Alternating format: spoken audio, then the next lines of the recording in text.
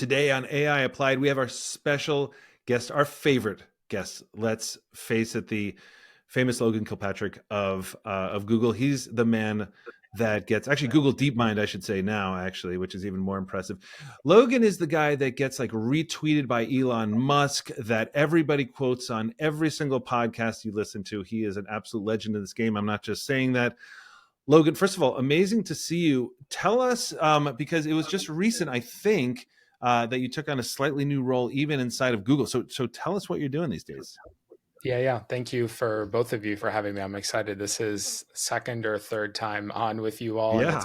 it's always a pleasure to talk. And we need to do something live. As this is a reminder that we need to True. physically get together in person and do an event or some content. But yeah, our team recently moved over to Google DeepMind.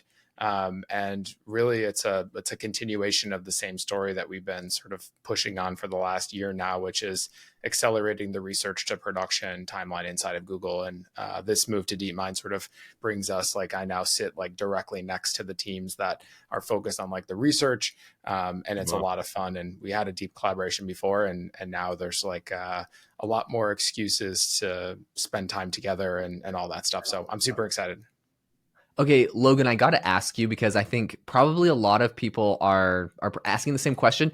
And I don't know if it's just an optics thing. I feel like at the beginning of sort of this AI boom, I remember hearing Google get a lot of criticism. People were saying, who likes, OpenAI had to wake up a sleeping giant. They're so slow. When are they going to respond? I don't want to give you all the credit in the world for this. It truly feels like the moment you move from OpenAI over to Google, the wheels start turning. I'm starting to see Logan tweets. I'm starting to see Logan posts on LinkedIn, and all of this stuff, it feels like, started to come out. Now, obviously, we're not going to give you all the credit in the world, because there's an incredible team over at Google and Google DeepMind that's furiously working on stuff. But like, what happened when you went over to Google? Like, why does it feel like the rate of acceleration improved? What are some of the things that you did to help push this forward? Walk us through kind of that process. Yeah. No, I think there's the credit is definitely not mine. I think if you look at the broader picture of what was happening at Google, so first and foremost, like, AI has been in production. Google's been putting AI in production for the last like 10 years. Like, the search experience, as much as you don't like think about it as a AI/transformer powered experience, historically, like, transformers were the experience that were like the technology behind the scenes that was powering the search experience. I think it's been this new wave of sort of the really putting AI front and center of the experience that that Google's been pushing on now for the last 2 years. And I think just like organizationally, historically, we had all these different research teams inside of Google DeepMind, Google Brain, and Google Research, and all of them were sort of tackling a different variant of this problem. And there was like fundamental research that was happening inside of DeepMind, where like research was doing a little bit more applied work, and Brain was sort of across both of those for to a certain extent of some. Like, I think the Brain folks actually are the ones who did a lot of the work on the transformer originally, and some of the scaling stuff. So it's this interesting mix of all these different teams working on similar problems. And really, this was an organizational opportunity to bring all these people together, and like, how do we focus these folks on delivering models out the door? And again, I think, like, to a varying extents, different teams had been, very academic publication focused, or, internal research focused, or, in some sense product focused. Like, the Brain team created TensorFlow, if folks are familiar, as like a machine learning framework for people to train and to train models. But it's really, again, the last year and a half has been this story of bringing these teams together inside of Google to like make everything work. And the second chapter of this story is all these product teams now moving over to DeepMind as well. So the Gemini app 3 months ago, and then last month, our team on the developer side moving over to DeepMind. And now you have this sort of beautiful vertical integration of like Google having the hardware layer with TPUs, to the actual fundamental research, to the applied research, to now actually bringing the products to market. And I'm so excited about this, because it's like, I can already feel the ways in which this is going to help us move faster and get stuff out to the market. Yeah, that's I've kind of been listening for how you talk about that, and that's what we're seeing as well. I like Jaden's question around that, because there did seem to be like a moment there. You know what I mean? Like, and that may be more optical from the outside. I'm sure everybody's working. You guys have a phenomenal team around you. Everything else. I like what you said about sort of this integration into Google DeepMind, sort of like the research to production element, because right now you have Gemini 2.0 is pretty consistently across leaderboards that people take pretty seriously. Gemini 2.0 tends to be at the top of that. And yet, right? I mean, what are we talking about? Like everybody's, DeepSeek freaking out, and I know we need a new term for that. And then OpenAI, OpenAI, as we know, like you were at OpenAI at one point as well. You were or early on in OpenAI. And so, the people, when people like to freak out about everything OpenAI does, we do too. A Sam Altman tweet kind of gets everybody going, all that kind of stuff. And Google is, a little more slow and steady, right? And I'm guessing that you guys have more constraints. Now, correct me if I'm wrong, because you have, 2 billion eyeballs or something like that. You can't really play fast and loose. And so I think any other company that would have popped out and popped to sort of like the top of one of these leaderboards would have been, sort of screaming headlines, even if Anthropic did that or Meta and almost literally anybody else except Google. And I'm just wondering internally, when you're talking about moving research to production, are you guys feeling any sort of either internal chomping at the bit a little bit or anything like that to sort of show the world what you're doing? I mean, you already have, and we'll get into Astra and everything else, but is that sort of a process, an intentional process where you guys are thinking, okay, well, let's move this out so people can see, because you already have everybody using your products? Yeah, I think there's a couple different dimensions to this. Like one, I think at the broadest level is like Google's position in the ecosystem. And I think historically, like Google is the front door to the internet for essentially the entire world, but is also a steward of the internet. And I think like the sort of origin of Google, folks internally at Google, like take that responsibility really, really seriously. Like where we can't actually just show up and then all of a sudden like change the entire internet and the fundamental nature in which way people interact with this technology. And I think like a lot of startups like don't have that sort of implicit responsibility to the ecosystem because they're just getting started and new. And I think like that, so there's that level of tension. And I think Google takes that responsibility super seriously. But on the other hand of that, like, I think the thing that makes me most excited, and this is actually like very similar to that line of thinking, is on the developer side, like we have the agency to really quickly bring stuff out to the world. And if you look at like what the last 6 months has been for us, it's how do we go full, pedal to the metal as far as getting these new models out into the hands of developers. Like the time between, research breakthrough and new model progress to like us landing that model into the hands of developers can in some cases be like 24 hours, which is really great. Like some of those models, like we're realizing on like a Wednesday or a Thursday, hey, we have this new model. We've gone through all the checks. We know that this thing is good to put out.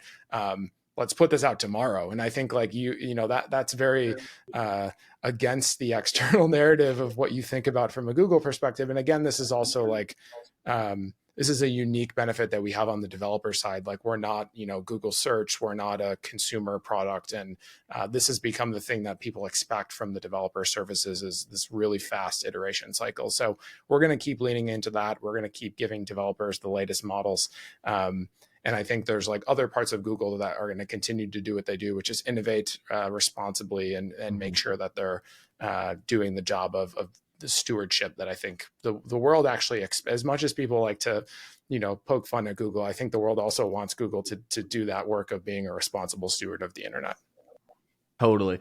I can say a lot of people are very excited, and I've heard a lot of people talking about that just the speed that a lot of these tools are getting to the hands of developers. So massive kudos to you guys over there for your work on that. The thing I'd love to ask you about is you guys have come out with a ton of impressive projects recently.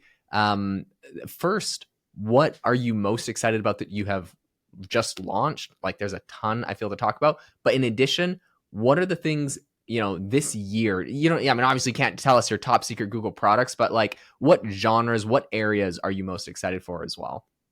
Yeah, the two things most recently that I'm excited about, one, we've put out these reasoning models. We shipped the first version of this back in December. We shipped a second version in this third week of January, which is sort of at the frontier of capabilities. And then, we're obviously working on new improvements for our reasoning model. So I've been super excited about that.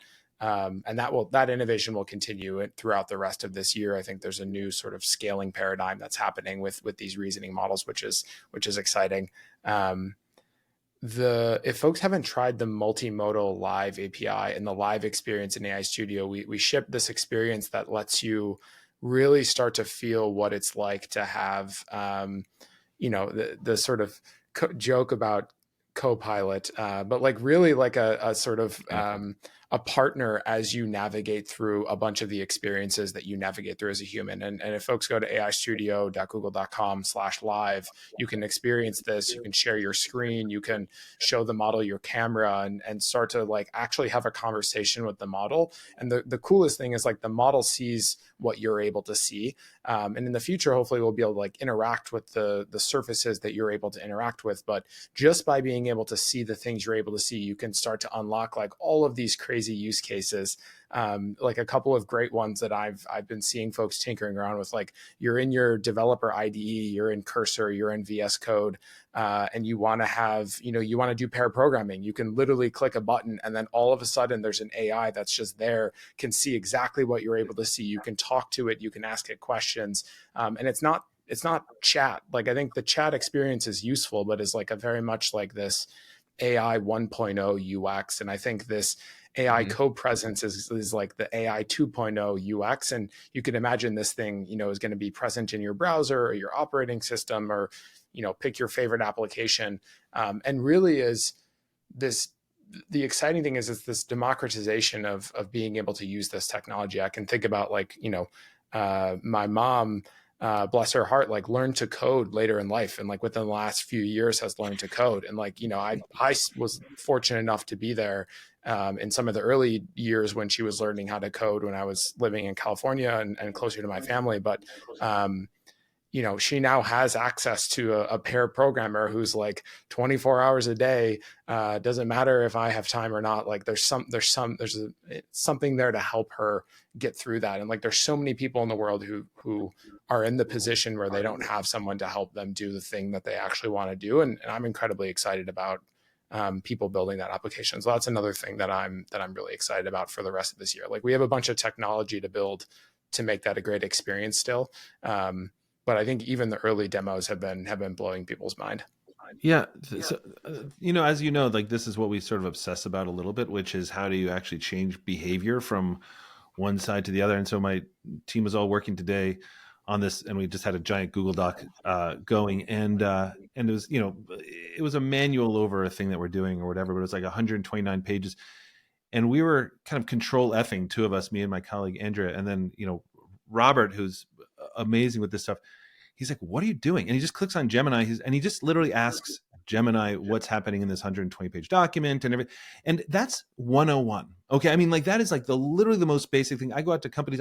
This is what I talk about all day long. And so even me, I'm just so used to that, the pinky and the middle, like the control F, all that sort of stuff. It's muscle memory. And to have Gemini now built into all these things is already great, but you're right, it's still sort of doing kind of like having a chat bot next to you. The thing that I was testing out, essentially what looks like eyeballs and what, when it can see your screen. When you think about people actually adopting to this technology, is it that kind of user interface? Is it sort of more of the thing where somebody will just be there and be able, not somebody, or something will be able to actually see what you see instead of having to jump this chasm of, well, let me explain what's happening and see if I can explain? Or how do you guys sort of see that over at Google? Yeah, I think you hit the nail on the head, Connor, which is, I think if the current paradigm, just like independently of it not being a great experience, like is not going to scale. Like the long tail of users, like it's just basically today's AI world is you're asking all the work is on the user. Like you have to go and do all this stuff. And I think like this is actually one of the fundamental limiters of like how many people use this technology today. And I think the sort of AI 2.0 product experience is going to be, how do you remove the friction for users and just like have the thing show up in the way that you would expect them to? And there's a bunch of other like offshoots of this narrative. And like, I don't know if I talked to y'all about this in the past or not, but like, I think, you know, being able to text AI models is something that makes a lot of sense. Like, you know, my grandma wants to be able to use AI. I can go put it, she knows how to text, like we'll go put, you know, Gemini into a group chat with me and my grandma. And like now all of a sudden she has access to this technology. Same thing with email. Like so much of the work that we all do is through email. Like why am I not able to asynchronously email, you know, my sort of AI agent or AI assistant and have it go and do some work for me? And then like, I don't need a response back right now. Like email me back in 30 minutes when I check my email again. Like that's totally fine with me. So all of these, user experience product paradigms, I think are going to be, as the technology has evolved over the last 2 years, like I think they're going to come to life in a way that gets me excited and gets us away from this like chatbot that starts from a zero state and has no memory or context of who I am and what I care about. And then I have to sort of give it all that context. And it's just going to make the product experience for people using it so much better. I love that. Yeah, I think it's gonna be some impressive stuff. So something that I'd love to ask you about is, I think a lot of people right now are either seeing or starting to hear rumblings of kind of what's going on with OpenAI's operator system, and I know Google is working on some impressive things in that direction. I would love to get your take on how you think that's going to impact work in the future, how Google's kind of looking at this. You know, these kind of agents that can go and complete a task for you. A lot of people are like I myself tested out the operator thing. It's not perfect yet, and it needs a lot of fine tuning. So it's not something I've like completely added to my workflow. But like I'm very excited about the concept, like phenomenally excited as far as productivity goes. And yeah, I'd love to hear kind of like how Google's thinking about that. Yeah, no, that's a great question. So in December, we showed an early preview of a research demo we were working on, Project Mariner, Yeah. which does, I think the main difference between Operator and Project Mariner is Project Mariner was like in your browser doing the work sort of in front of you. And I think Mm-hmm. the version that OpenAI showcased with Operator is like spinning up an independent VM that's Mm-hmm. you know, completely separate from your current browser. I think there's trade-offs in both direction, and my Sure. guess is like the product that ends up landing is like the one that's in between both of those. Mm-hmm. But similar direction. I think if you look at some of the core progress on the model side is actually what's enabling that experience. Like the Yeah. models are really good at vision. They're really good at multimodal. I think in the context of OpenAI, they train like a domain specific model to do the operator work. Okay. My impression is like the thing that's going to end up working is this like general purpose approach where like the models have vision and like this is how we're all operating and doing, you know, engaging on the internet and doing the work that we do is like by being able to actually see what's happening. And I think that approach is going to work. It's just there's a little bit more model work that has to happen. And it actually removes a lot of the there's a lot of like this the sort of parallel story to a lot of this work, this whole agent thread is all of this scaffolding work that has to have been done in order to make some of these use cases like just kind of work. Like they don't work fully and they like just kind of work. And there's so much money and energy and effort that's gone into doing these. And I get really excited about like, you know, the general purpose model progress, not Mm-hmm. for the sake of model progress, because like what that ultimately means is like people who are building stuff or people who are using these product experiences, like it just works. And like, you Yeah. don't need all this like custom scaffolding and stuff like that. And I think we're getting closer to that world. And I think Project Mariner, hopefully we'll get it out to more people soon and they'll be able to experience it. But I think already today, like you could build your own version of Project Mariner, like just using the Gemini models. Like they're so good at vision use cases and it's so cheap to do vision use cases. You could just do like we have an experience in AI Studio today where if you go to the starter apps piece and then you go to, I think it's like spatial understanding is like the box to click on. You can just like put in pictures and like the model will like do bounding boxes around all the objects in pictures. And like you can start to think about like what that enables, which is you do the same thing for the picture of a computer screen or a website. And like, here are the clickable buttons on the screen. Here's actually what they do and all this stuff. And like, there's going to be a lot of use cases built around that. Love it. Yeah, it's so wild. And this is the other thing that I think we're all sort of slightly jealous, all of us who are into this world, to know like what you know. Like clearly you guys, at DeepMind, and it's are pretty advanced, and it always feels like when we're talking to you, talking to Google, we're sort of talking to the adult in the room, because it's, you guys have this. I think you really are sort of the gateway to the internet and everything else. And especially, I wouldn't want Google, going crazy and messing around with my, email and other places I live, like on Google Docs and everything else. But, Logan, one of obviously your big sort of like role is in the developer role. And I think a lot of our audience is probably just more kind of consumer facing. And when they hear that, like developer, like it sort of goes in one ear out the other, like we know what it is and all that sort of stuff. Can you share a little bit about like what you actually mean when you say you work with developers and some of the exciting things that you've seen developers do using some of your products? Yeah. And this is, it's an interesting time to be doing developer stuff. And we were having a lot of these conversations internally, because actually, like just within the last, I think like 4 or 5 months, the line between what it means to be a developer and what it means to be sort of an AI builder is changing dramatically. And like, we've actually like updated our internal, I'm sort of still stuck in my old way of saying developers, but like we've updated our mission where like we're actually building for AI builders, because like people who are using AI to build stuff is this like massive audience of people. And the technology is getting so good at writing code that like, yeah, some people will go into the details and actually make adjustments to code and sort of deeply understand, but there's a whole long tail of people who aren't. And we want to make sure that we're meeting those people where they're at. So I think the reframing is my job is to support AI builders. And there's a bunch of great examples of like the frontier product experiences that are around this like new AI builder category. And if you look at like Bolt.new and V0 and Lovable and this like whole text to application development paradigm, and personalized software and stuff like that, like there's so many interesting threads to pull on. And that's what I'm most excited about these days, is like democratizing access to being able to build software. And like, you don't need to be a software engineer to do that. And you don't need to live in San Francisco and have millions of dollars backing your company. Like you can really, if you have a cool idea, like build that idea for yourself and really prototype it and get it into the hands of other people. And like the technology that exists literally today is able to do that. You can go and use any of those products. I'm pretty sure they all have like free tiers, and you can just like go start building stuff. And that's only going to continue to accelerate. Like the core model is getting better. Like, why should the average person care about model capabilities? There was a good quote from someone that I just saw on Twitter/X the other day, which was, there's a whole category of Y Combinator companies that like don't work.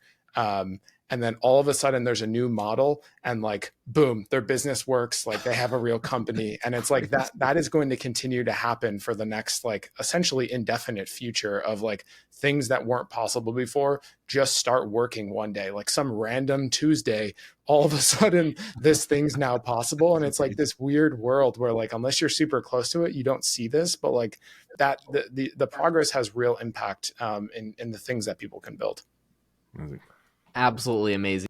We're super excited to see how all of this is advancing fast, and I agree. I love every time there's a new update out of Google or anyone else with a new big capability. I'm excited because within the next 2 months, you just hear an entire crop of new startups coming and helping automate things that we all do. So it saves us a ton of time and is phenomenal. Logan, thank you so much for coming on the podcast today, sharing what's going on at Google and your take. We'll make this a regular thing. We'll get you back on as you guys keep rolling out new and exciting things. To the listener, if you are not following Logan already, make sure to go follow him over on X and also LinkedIn. We'll drop links in the description so people can see as you post stuff about what you're working on at Google and everything you're seeing in AI. I think it's really exciting. I guess, Logan, any last thoughts or advice to give the listeners on how to really fully take advantage of AI today?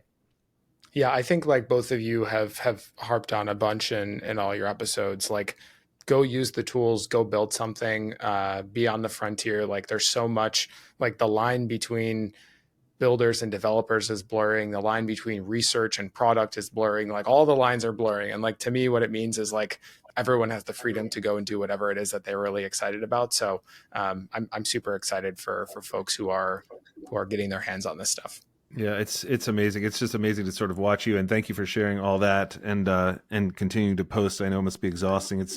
I'm sure for your team as well, but it's revolutionizing how we think and how we do everything. Logan, you're the best. Thank you, guys. Go out and follow Logan Kilpatrick. If you like this episode, give it a like. But for now, we are just going to celebrate our buddy Logan. Thanks for being here. We will see you next time. Thank you both.